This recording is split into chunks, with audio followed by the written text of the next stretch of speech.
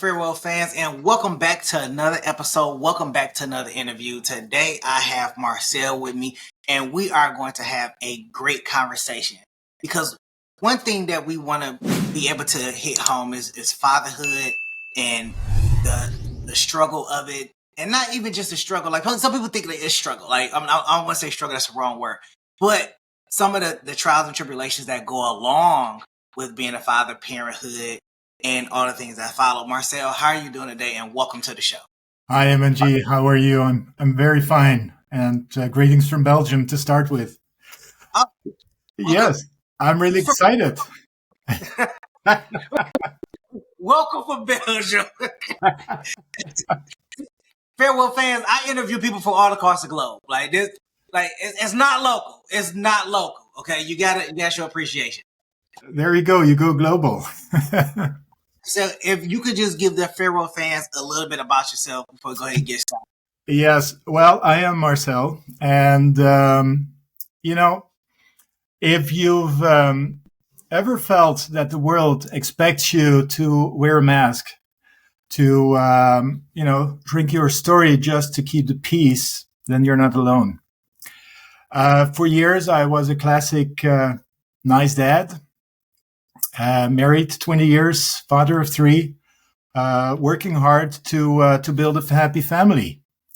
But, so many dads, I got lost in the silent struggle, sacrificing my own needs,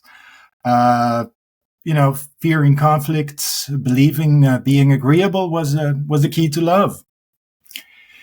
And my journey shattered this myth because divorce, lots of anger, even estrangement from my kids forced me to face the truth that being nice was actually erasing the best parts of me.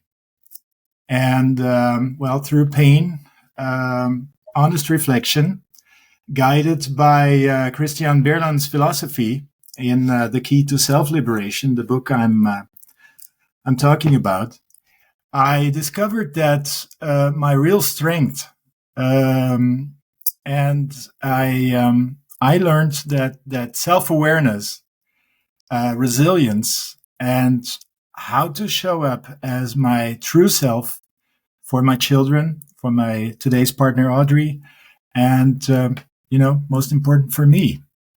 And today I'm not here as a victim, but as an advocate for the key to self-liberation, and most and for all for self-liberation itself. And that means also being authentic masculinity.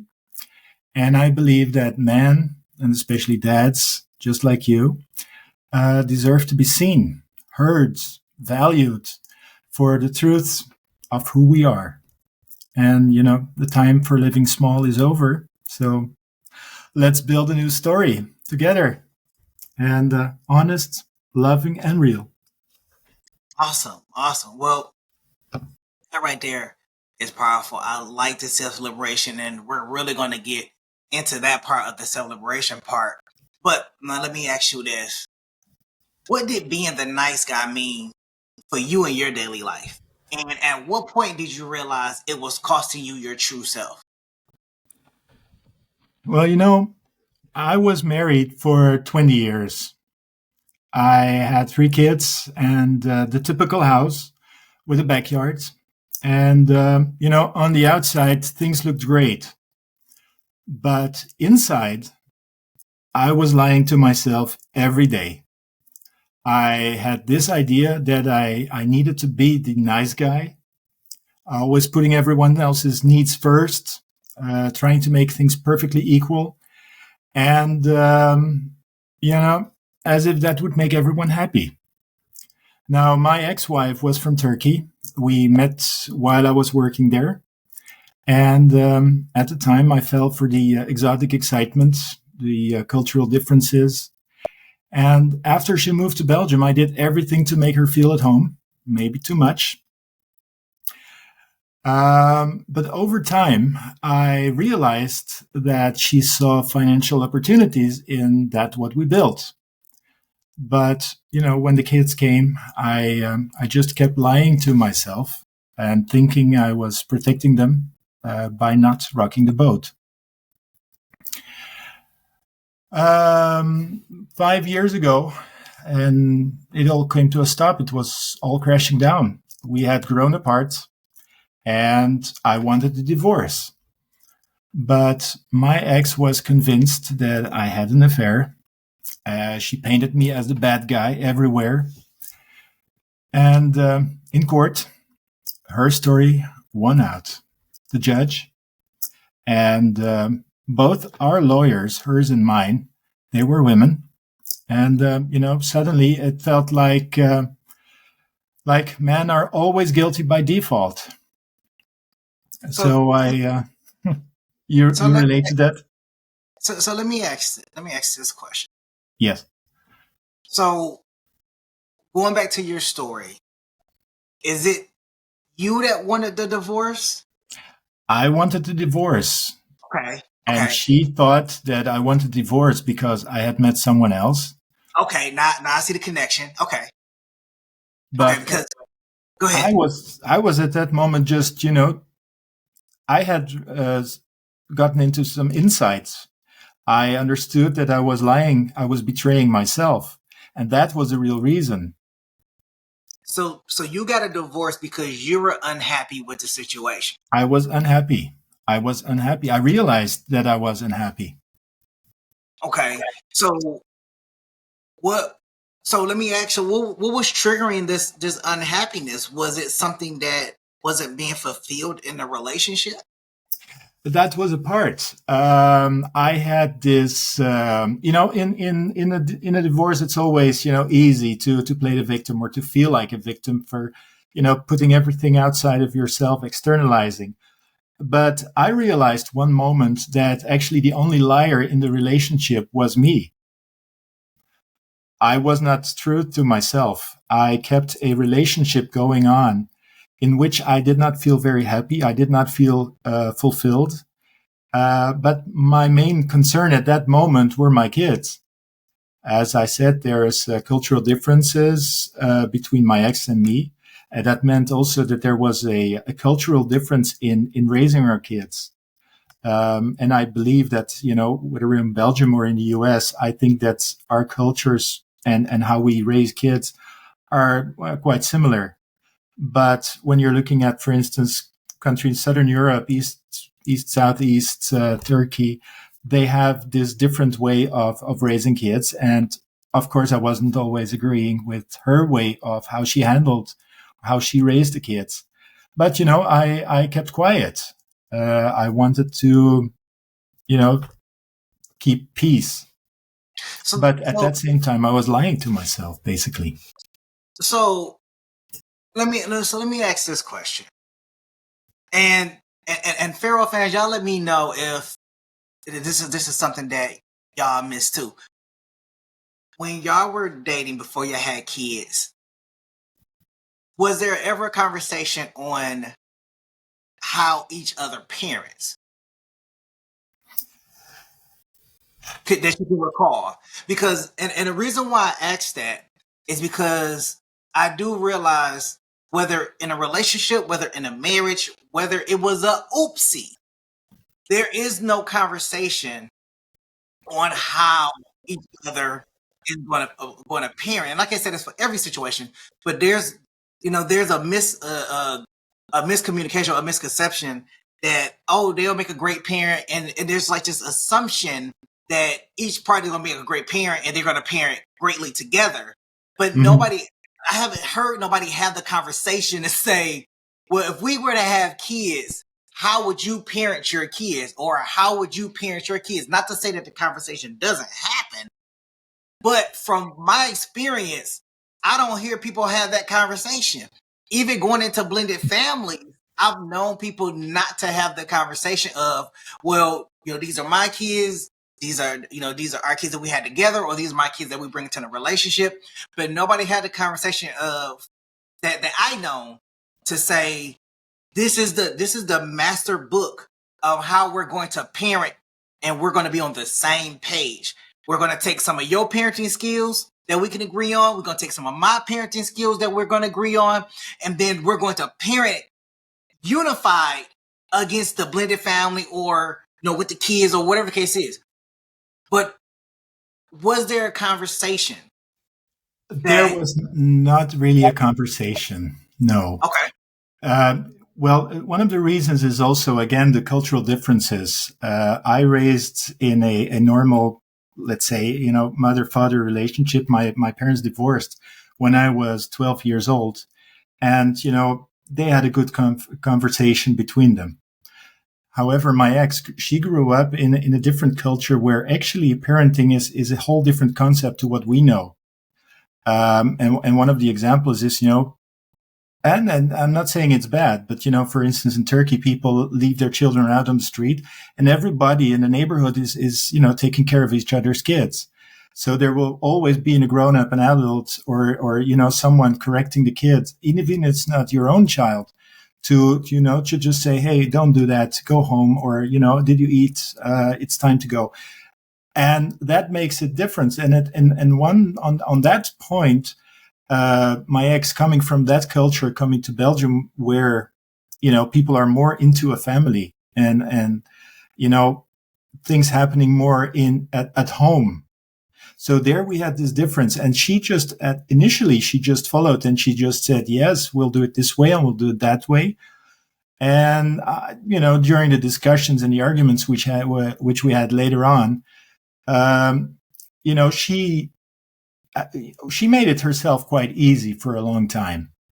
When the kids were little, I was the one actually parenting. I was both mother and dad to them. Means that, I woke up in the morning, I made them breakfast. I knew exactly what was happening at school when they had a day trip, going out for a swim. This sort of things, it was under my supervision. And at that moment in our relationship, I lacked a mother. But at the same time, I realized that because she came from a different culture, a different language, and on that point, I kept quiet, as I said. On one side, I put a mask. Later on, I also realized afterwards that, when I tried to start that communication, I always got this, no, you're wrong. You're not seeing it this way. And I'm doing my best. And, a conversation is only valid if two people can communicate. I mean, if the message is both sent out and received. And that was where the problem was in our communication, that it was always, a one-way message or one-way direction in trying to talk, trying to see how we could make decisions on the kids. So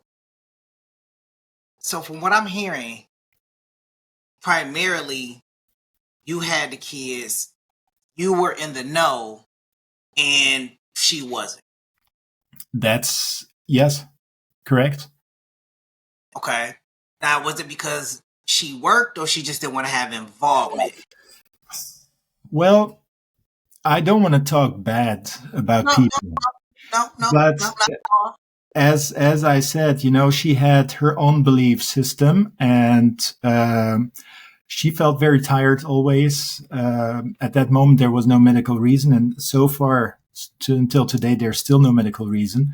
But it was easy. There was, as the name of your program, there was the Mr. Nice Guy, who did everything, who just woke up, made breakfast for the kids, and while doing that, making breakfast for her. And I believe there was this inner belief inside me. If I stay like this nice guy, at the end, I will gain love. I will get this perfect, picture family. Well, so let me take a stance here. So I don't think that part, taking care of the kids and everything, would fall under the nice guy. You were doing everything you were supposed to do as a parent. Taking care of the kids, making sure that they can eat and everything like that. That's the practical side, yes. That's the practical side. But I will say that staying in a relationship for so long, whether you were staying there for the kids or you were just unhappy with the situation, but you're putting everybody's needs before yours, would that classify and fall under, being a nice guy, trying to trying to give benefit elsewhere, but slowly deteriorating your emotional and your mental well-being while doing so. Now, Well, yeah, I would say that in that situation, you're definitely being a people pleaser because I you're was. trying to please everybody else because you're unhappy. You're unhappy with the person that you're in a relationship with. And mentally, and that's mentally and physically and emotionally draining because it's somebody that you have to deal with on an everyday basis, depending on what your schedule is like. But you got to deal with them on an everyday basis, and by dealing with them, it's just draining you because either you're going to have this fake persona on, trying to keep face, or you're going to you're going to be who you are, and you're going to have that disconnection. You're not going to too much attention. You're not going to put too much energy into the relationship. So now you're feeling. So now you have that disconnection, and you have this regret. You have this frustration. You have this attitude that's being displayed to this person time and time again for every little conversation. It could be a simple conversation of, do you know where the car keys is at? And your mind is like, well, they the last place where you put them at. Like, what? You're having those outlashing moments because you're irritated with the person that you have to consistently deal with, even though you don't want to be there, right? Well, So, I had this moment at a certain period in during this relationship that one moment you're becoming numb, and actually, even if she's screaming to you, like for instance, where did you put the car keys? You were just almost apathically say, well, whatever, I don't know where they are. So you kept quiet, and it even didn't touch you anymore. Now it is only after that moment when I started getting more into the book that I realized that I had lost my authenticity, that I lost my real me, my true me, the person I used to be when we met, the guy who was looking forward to every new day, to experiencing life, and I lost that guy. And when I realized that person had disappeared, had vanished in that relationship, and that's actually when I woke up, and that I said, well, it's not going anymore. And we tried to talk. We had a relation therapist too, and there you come again to the communication, and there was this guidance, this coach helping us to communicate. But then again, the communication got stuck. so when you're going to that coach, can you kind of enlighten the audience of what steps or strategies were they trying to put in place to mend the communication between you two? Well, first and for all, it was communication itself.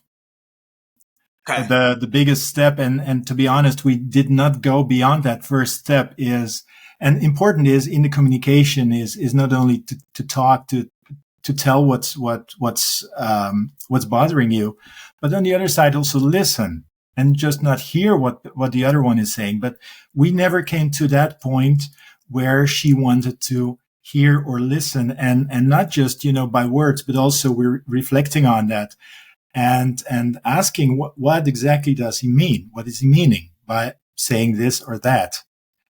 And she kept to her own story, and that's actually basically also the reason why at the end it didn't work. I tried to express myself. I tried to express also one moment I wanted to regain myself, and I expressed that. But if you have on the other side someone who is just into this belief, this conviction, like there's you to blame, and it's your flaw, and you are with that other woman. She created a relationship apparently as if I had deceived her, as if I had gone to someone else, which was not the case, but it stayed in her mind, and that blocked all communication. Okay. So now, what was the moment that you realized that you had to walk away? There was no mending. There was no trying to bring it back together. You just had to go. Well, we had the conversation, and that took us, I think, approximately a year and a half. We went to different therapist coaches. And one moment, because it's not only the quarrel which you have inside the house, but she brought it out. She started talking to the neighbor, telling everyone I was the bad guy. And that led eventually to the real divorce in court, where also my truth was completely dismissed. So it took 2 years in which on my side, I believe that I tried to fight, or fight in a word, to regain, to save that relationship. But then you're also seeing that, if you want to save a relationship, and that goes the same for communication, you have to be at least with two people, and you have to find each other. But at one moment, you're not finding each other anymore. It's okay to just split and be honest with yourself. Right. And it is that dishonesty that was in me that I think at that moment shifted to her. Okay. I understand that. And how can I put it? So, okay, so you describe walking away as a breakthrough and not just a breakup. Yeah, that's true, because walking away is, in my opinion, never about giving up. And I know in general beliefs are like, when you're walking away, it is, you're giving up. When I walked away, it was actually, I see it like, shedding the skin of who I thought that I had to be. Again, I was, in my opinion, how I saw myself, I was that Mr. Nice Guy who did everything, to content my family. And one moment when I got out internally, and that is from the emotional side, it felt like I was stepping into a wide open space. It was scary. It was uncertain, but it was honest. Okay. And I began asking questions to myself, which I had avoided for years. Mm-hmm. So, for instance, like, who am I? And I'm talking, who am I beyond, being the provider or the pleaser? Okay. Now, externally, I was completely starting over. I had a modest apartment. I had a new routine with my kids. And, another thing was, that I was facing the discomfort, my kids' discomfort, as my ex painted me also as a villain to my kids.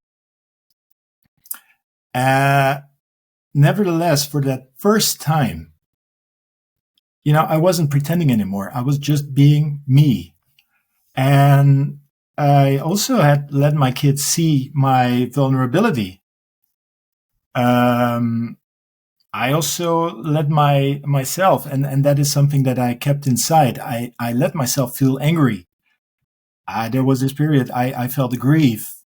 And, I had hope. But for the first time, I did do that without any shame.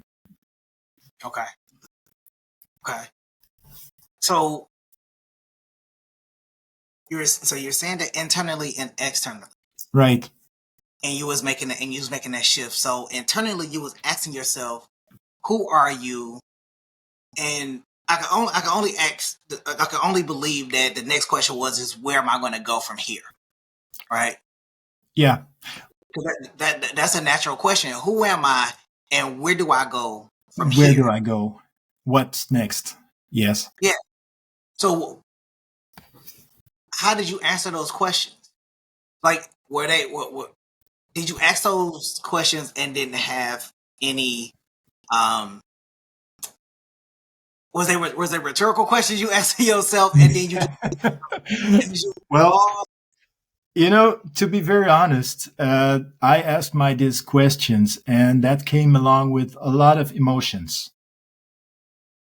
because I had helped myself for all those years. And when I was asking these questions like, who am I? It's a very short question, but the Yes. answer to that is not easy to respond to. Who am I? Then, of course, all those thoughts are passing through. Who was I? Who was I going to be? Who did I want it to be? What did I achieve? What didn't I achieve? I felt there were moments that I felt myself a complete failure. There were moments, and I'm telling you honestly, again, without shame now, I cried all day. I was just sitting there all alone in a chair, and I just was like, what happened? What happened over the last 20 years? I lost 20 years of my life. Those kind of questions came through me until one moment I realized, like, and that's a process. It's not just look one day to another. It's a process. You're asking this question over and over again. One day you have you have this positive idea of the future, and the next day you're going like, oh my God, what did I do? Right. I So, think most important is that you stop lying to yourself. okay. Now, you have spoke externally too as well, and I think, and I think this kind of gets into the next point of the key of self liberation. Yeah. It helped you uncover the emotional roots of your pain, and what insight shifted you, back, shifted you into healing the most. Yeah. Well, most people know the key to self liberation, which I'm holding here, as an encyclopedia on psychosomatics, which is mainly which is used. It's known in Europe already since 1993. It's used by both laymen and physicians to understand the deeper origins of disease and illness. However, it contains a beautiful life philosophy also on our relationship to children, the profound meaning and idea of being a man and a woman, and that also opens up your own idea. It helps you actually to understand who are you, not just as in my case as Marcel, but also as a man, as a dad, as a son, and also at the very end as a person in this world. Right. And so the key to self-liberation actually helped me recognize that the very roots of my pain, the pain that I suffered from, the emotional pain, were actually buried deep in old belief systems, in old programming. And those were beliefs that I picked up about value, about guilt, or again, what does it mean to be a man? You have society, and they're saying, okay, men are like this, women are like that. Men, for instance, we were raised, as the song says, boys don't cry. This sort of things. To show open your emotions as a man, it's seen as weak, so to say. There's still this societal belief. And, as a woman, as a girl, it's fine. You can cry in public and everybody accepts it. But as a dad, especially as a dad, where you are supposed to be, strong, and you should not show, that as a dad, you can also have pain. You can be in pain. And that is something, we can stop that belief pattern, both individual, but also in society in general. Right. It is okay to be human.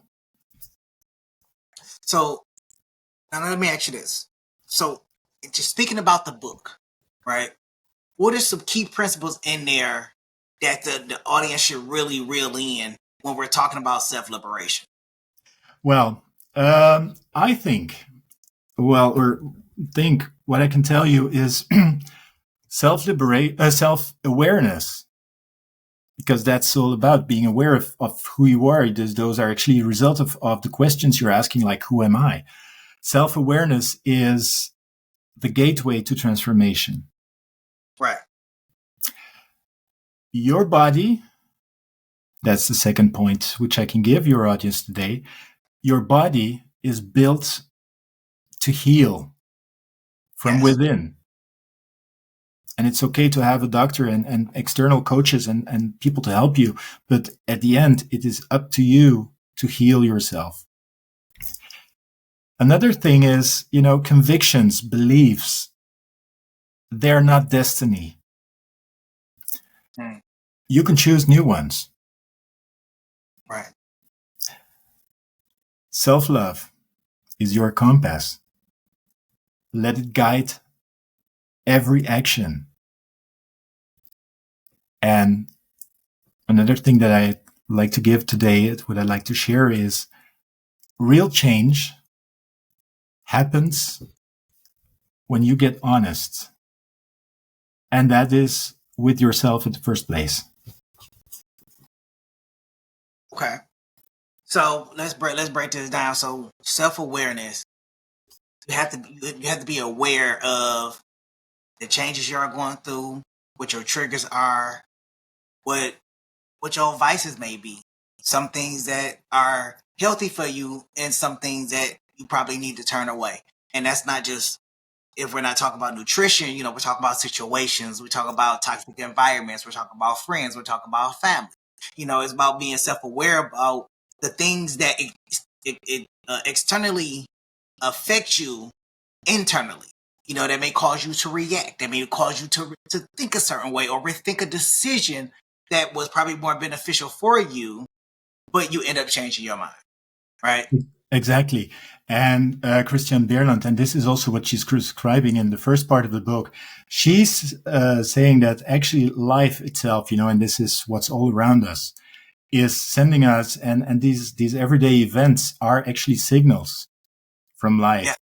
And self-awareness starts actually by being aware that those signals, and this can be a symptom, like, here the key to self-liberation is about, but it can also be, for instance, even a flat tire. If you are aware, self-aware, you can ask yourself, and I'm giving this example of a flat tire,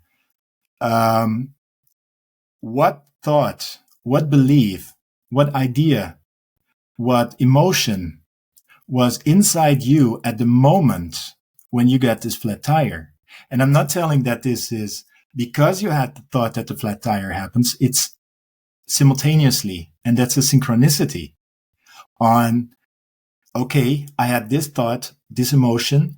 What does it mean to me that at this very moment I have this flat tire? And now in the example of a flat tire, and this is in some other books which Christian has written already in Dutch and will be in time translated in English. But a flat tire, for instance, means, there is something inside you that you are saying, well, I don't care about life anymore. You run flat. Okay. As a signal. And then you can say, okay, oh, well, there, I got this flat tire. I can't move on. But on the other side, you can also say, okay, you have to repair the flat tire. No, that's clear. But why did you get that signal at that moment? And that is where actually self-awareness already starts, being aware of all those little things around you. And that can be an animal encounter. It can be even a food craving at the end. I have heard people who all of a sudden have this craving for a tomato. People right. that are anywhere. You can be at work. I'm just giving an example here. It can be anything. But a tomato, for instance, is asking you the symbolic meaning. It's not the tomato itself, but the energy of the tomato. The symbolic meaning is like, if you have this craving, be aware, be self-aware that there's something inside you that wants to speak up, that wants to, pronounce. And then you will see, and that's actually the special thing about what Christian describes, and this is so true as I experienced. That is, for instance, when you do not listen, so to speak, or do not react to what that signal is offering you, then you will get a second signal. For instance, if you are eating or craving for this tomato and you're not eating it consciously, or, and you're eating it and you say, whatever, I still won't speak up. You will see that the next phase, for instance, you will have an allergic reaction to that. And it's all very tiny everyday events that can happen, which we may just, walk past. But at the end, that is what self-awareness is about. And that is very basic, very fundamental, these few examples. But then you can also look at it. What does it mean to be a dad? You know, having children, what are your children to you? And then you will see in a certain way, as Christian describes also in the key to self-liberation. So you will see it's not only about illness and disease, that, a child is also in a certain way is giving you a mirror on your own personality, on who you are. And then if you're looking at it from the way that it is a signal, instead of just, it's my kid and it's genetically the same and it looks like the mother and it acts like that, or, just beyond that, on this other level that you're saying, okay, what is that child mirroring me? And that doesn't necessarily have to be negative or because, there's actually no bad or good. It's also from that point of view. It is also from the idea from signals, when you're getting a signal, a flat tire, for instance, it doesn't mean that it's bad. It's just a signal. Okay, it's not nice to have a flat tire, but if you look at it a different way, then you can also be grateful for that flat tire, ironically, because at that moment, and even you have to repair and it will cost you, at the end, you get a very important message from life on, how to transform yourself. And that is why I'm saying, as I just said in one of my first point, self-awareness is the gateway to transformation. When you're becoming more and more aware of everything that surrounds us in life, in everyday life, and you're standing still and just, try to understand what is that meaning? Like I did the who am I? What is it meaning? And, honestly, what is written in the key to self-liberation is actually what Christian Bierland put in words to what deep inside we already all know, what we can all feel if we are honest with our true inner core, ourselves, our deepest self. She called that, yes, pardon. So let me ask you this, and going into self-awareness, how did you begin to rebuild your identity as a man and a father after letting go who you were supposed to be?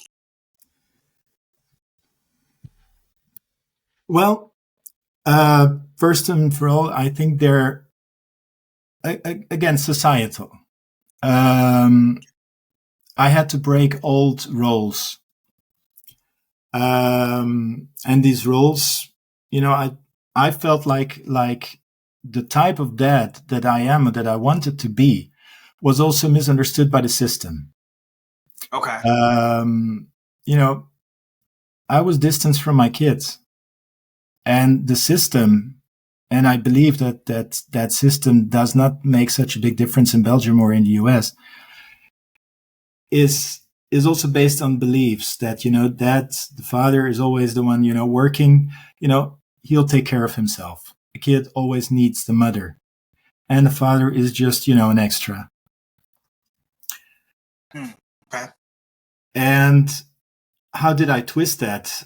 I started to realize that when you choose to be honest, and strangely enough, honestly, it is not easy to be very honest to yourself.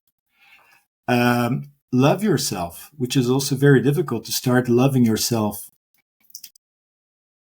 And then you're breaking free from this silent suffering, which maybe you relate to that. Your wounds, your pain, that's not your identity.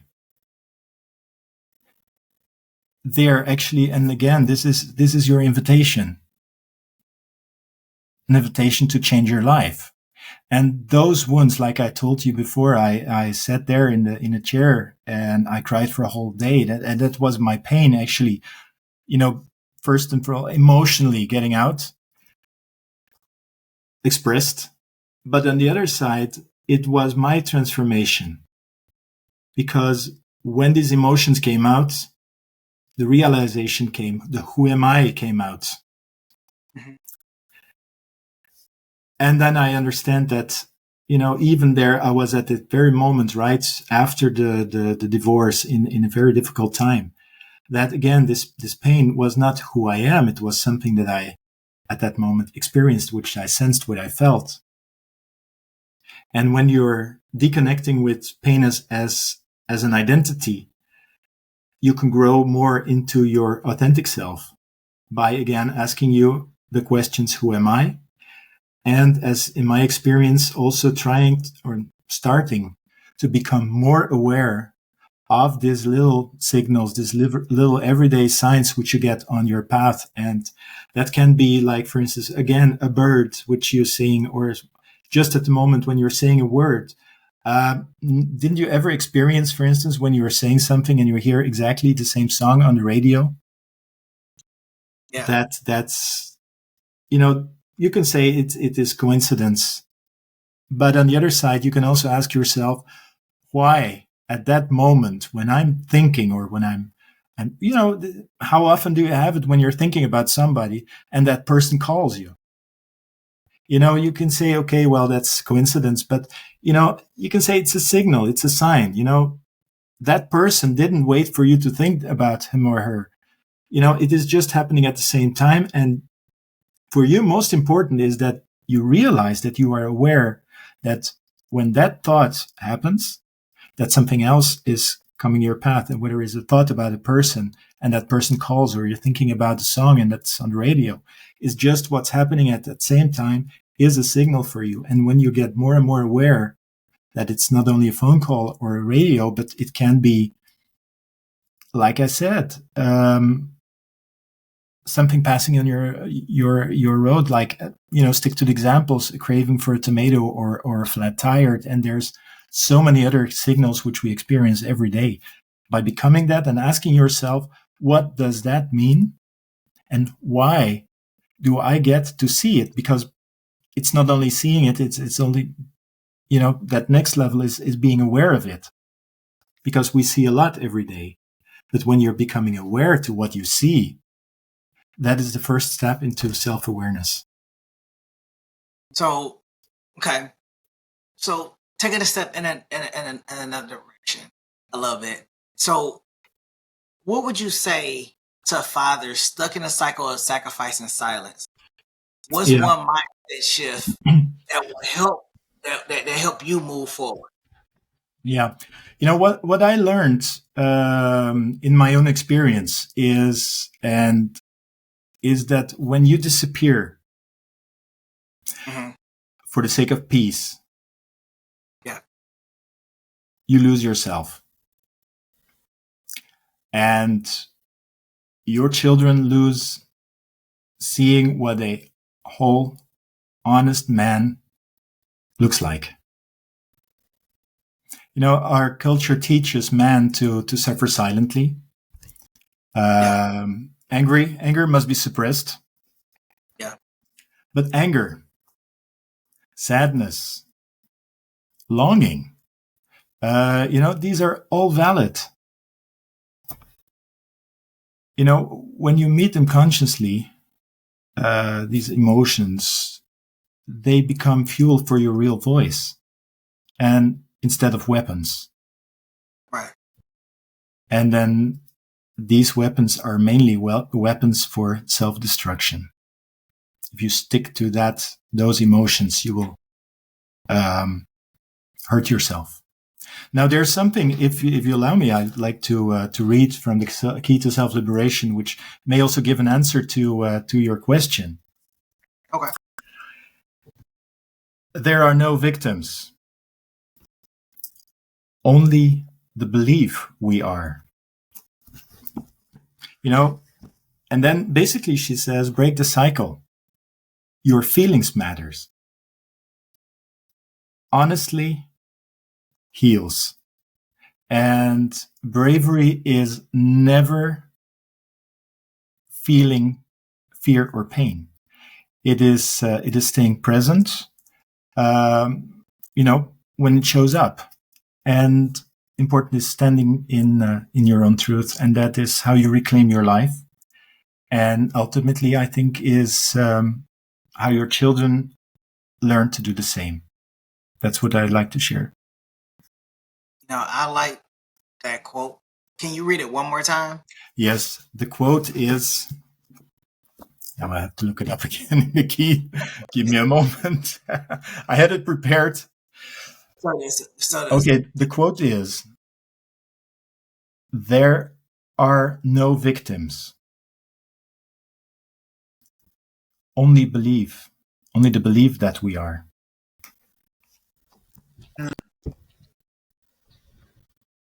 It's just to believe that we are victims, but we are not. We are not victims. It's an interesting statement.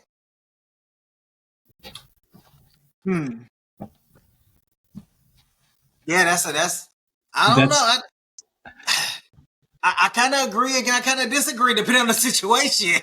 I know, and that is the conflict between our belief system. That is what we have grown up with ideas from generations to generation. What's normal in society.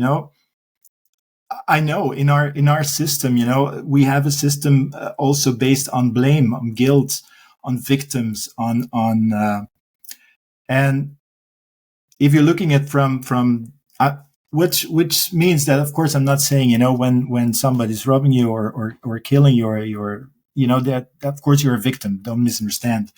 But what she means is on the philosophical, on the psychological side, you are only a victim. And that's actually the underlying deeper meaning of that is you are only a feeling. When you're only a victim, when you're feeling it, when you're accepting being a victim.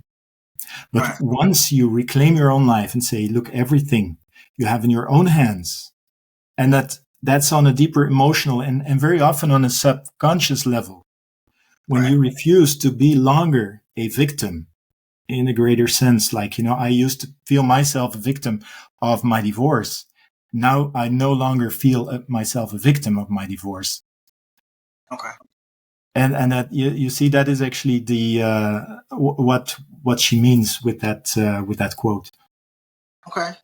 And that it's a powerful quote, but I can see I can see where it go wrong in certain situations. I'll say that. Like I like the quote, yeah, but I definitely see where it can go wrong in certain situations, and where people will cut back that ideal because of and it's only because they'll cut back the idea because of their experiences, and then they'll challenge the concept based on their experiences and what they've been through.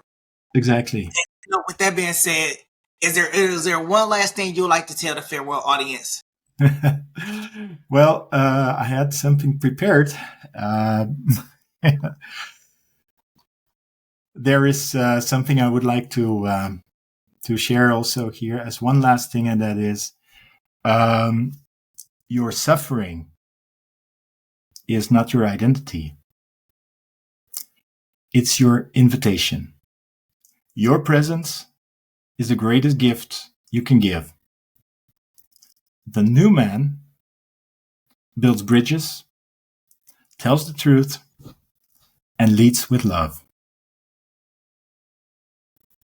That's awesome. I like that. Well, farewell fans, here's another interview.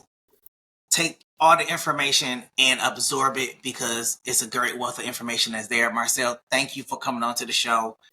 Thank you for inviting me. Thank you very much. Great information. Farewell fans, we will see y'all in the next go around. We will see y'all at the next interview. Peace.